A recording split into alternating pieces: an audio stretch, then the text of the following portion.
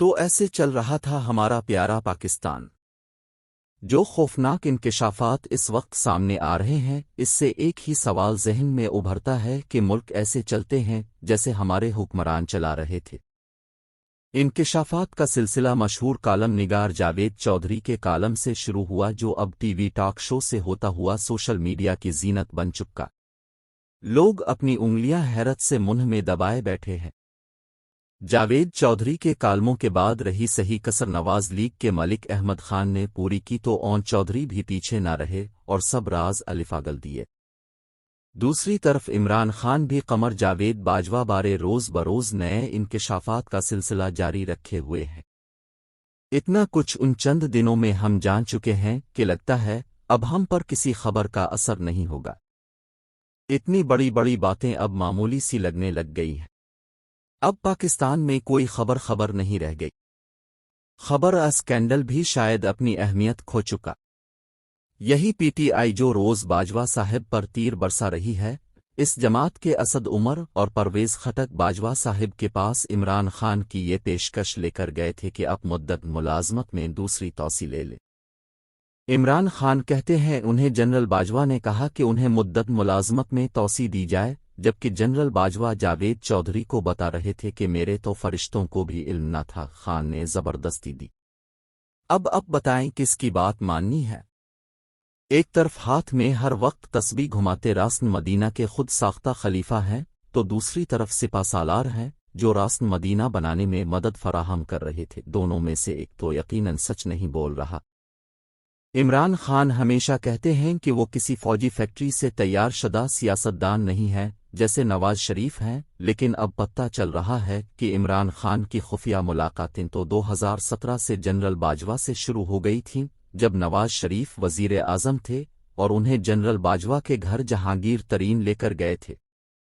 ترین کی بات چلی ہے تو سنتے جائیں کہ پہلے عمران خان نے جنرل باجوہ کو کہا کہ جہانگیر ترین کے بغیر وہ حکومت نہیں چلا پائیں گے، لہٰذا ان کو بھی سپریم کورٹ سے مقدمے میں کلیئر کرایا جائے، مگر اس وقت کی خاتون اول کو اطلاع ملی کہ ان کے سابق دیوروں نے ترین کو ان کے بارے میں کچھ کہا ہے، تو ان کا پتہ بھی کاٹنے کا فیصلہ ہوا۔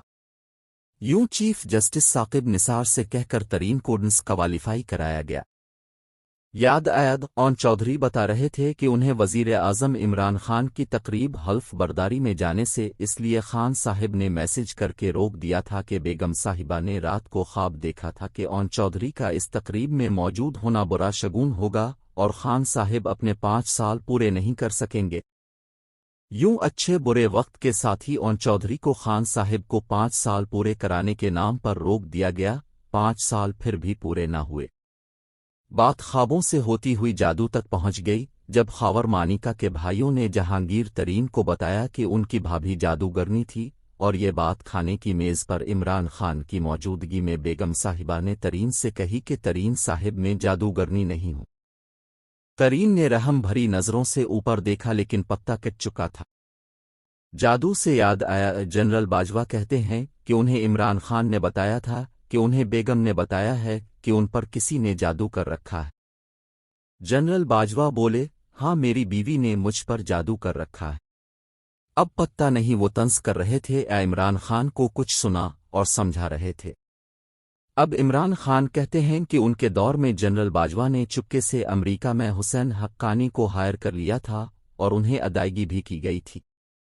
حسین حقانی کا کام وہاں امریکہ میں جنرل باجوہ کو اچھا اور عمران خان کو برا بنا کر پیش کرنا تھا، اور حسین حقانی نے آخر امریکیوں کو قائل کر ہی لیا اور یوں حکومت کی چھٹی ہو گئی۔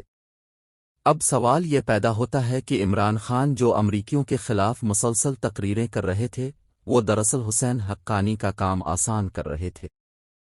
17 اگست 2021 کے بعد کی گئی تقریروں میں جب طالبان افغانستان میں قابض ہوئے، عمران خان امریکہ کو کیا پیغام دے رہے تھے؟ ویسے حیران ہوں کہ حسین حقانی کو امریکہ میں ہائر کرنے کی کیا ضرورت تھی؟ عمران خان تو اپنے دشمن خود ہیں، انہیں کسی دشمن کی ضرورت ہے؟ امریکہ ہو یا برطانیہ یا یورپی یونین، انہوں نے اپنی تقریروں سے سب کو اپنا مخالف بنا رکھا ہے۔ وہ تو وزیر اعظم ہو کر بھی ان ملکوں کی ایسی تیسی کر رہے تھے اور پوری دنیا لائیو سوان رہی تھی۔ داد ہے ان لوگوں کو جنہوں نے پھر بھی عمران خان کے خلاف کوئی لابنگ فرم ہائر کی اور پاکستانی جیب سے مبینہ طور پر $30,000 ادائیگی کی۔ مزے کی بات ہے کہ جب جنرل باجوہ نے فرم کو لابنگ کے لیے ہائر کیا تو اس وقت عمران خان کی حکومت تھی۔ اس سے کچھ عرصہ قبل ایک سمری کابینہ میں بھیجی گئی جس میں کہا گیا تھا کہ اب لابنگ فرم کو ہائر کرنے کے لیے کابینہ میں لانے کی ضرورت نہیں ہے۔ رولز خود عمران خان نے بدلے۔ ماضی میں باقاعدہ پیپرا رولز کے تحت لابنگ فرمز ہائر ہوتی تھیں اور جو کم پیسے مانگتی تھیں انہیں ہائر کر لیا جاتا تھا، لیکن اب کی دفعہ رول بدل دیا گیا اور معاملہ کابینہ تک نہیں پہنچا۔ اب وزیر خارجہ شاہ محمود قریشی بھی کہتے ہیں کہ انہیں نہیں پتہ کہ کب لابنگ فرم ہائر ہوئی اور کب ادائیگی کی گئی۔ انہیں سائفر کا بھی پتہ نہیں چلا تھا اور نہ ہی لابنگ فرم ہائر کرنے کا۔ سوال یہ ہے کہ عمران خان کی کابینہ نے جب یہ اختیارات فارن آفس کو دیے تھے تو انہوں نے اپنے وزیر خارجہ شاہ محمود قریشی تک کو نہیں بتایا۔ عمران خان کے پاس آج کل اپنی ہر ناکامی کا ایک ہی جواب ہے کہ انہیں نہیں پتہ تھا، انہیں نہیں بتایا گیا، ان کے ساتھ دھوکہ ہوا، وہ بہت بھولے تھے، ان کے اختیارات کوئی اور استعمال کر رہا تھا۔ یہ بھی طریقہ ہوتا ہے کہ اپنی ناکامی کو اپنے بھولے پن کا نام دے کر مظلوم بن کر لوگوں کی ہمدردیاں سمیٹی جائیں۔ عمران خان اس وقت تقریباً ہر مسئلے پر کہہ چکے ہیں کہ انہیں علم نہ تھا یا انہیں حکومت مرضی سے نہیں کرنے دی جا رہی تھی، جنرل باجوہ ہی سارے کام کر رہے تھے۔ پھر جنرل باجوہ کو مدت ملازمت میں توسیع دینے کے لیے قانون میں اتنی تبدیلیاں کیوں کرائی گئیں؟ اب عمران خان کہتے ہیں کہ انہیں جنرل باجوہ نے کہا تھا کہ وہ تو پلے بوائے تھے، ان کی ویڈیوز بھی ان کے پاس موجود ہیں، تو عمران خان کہتے ہیں ہاں میں تو پلے بوائے تھا۔ اب اندازہ کریں کہ یہ گفتگو ہو رہی ہے ملک کے وزیر اعظم اور آرمی چیف کے درمیان کہ کس کے پاس کس کی آڈیو ویڈیو ہے، کون پلے بوائے ہے، اور دونوں ایک دوسرے سے بارگین کر رہے تھے کہ کون اچھا اور کون برا ہے۔ دوسری طرف باجوہ صاحب کے قریبی ملک احمد خان بڑے فخر سے بتاتے ہیں کہ سپہ سالار نے 2 مواقع پر NRO دیا، ایک دفعہ عمران خان کو لے کر دیا جب وہ بنی گالہ پر سپریم کورٹ میں پھنس گئے تھے، اور دوسری دفعہ نواز شریف کو باہر بھجوانے پر دیا۔ اب ذرا اندازہ کریں، ایک ملک کا وہ وزیر اعظم تھا نواز شریف جس نے جنرل باجوہ کو آرمی چیف لگایا تھا، اور دوسرا وزیر اعظم تھا عمران خان جس نے جنرل باجوہ کو پارلیمنٹ سے مدت ملازمت میں 3 سال توسیع کے لیے قانون تک بنوا دیا۔ اب دونوں وزیر اعظم اس جنرل سے منت ترلا کر کے NRO لے رہے تھے جسے انہوں نے خود لگایا تھا۔ یہ تھا ہمارا پیارا پاکستان، اور یہ ایسے چل رہا تھا اور ایسے ہی چلتا رہے گا۔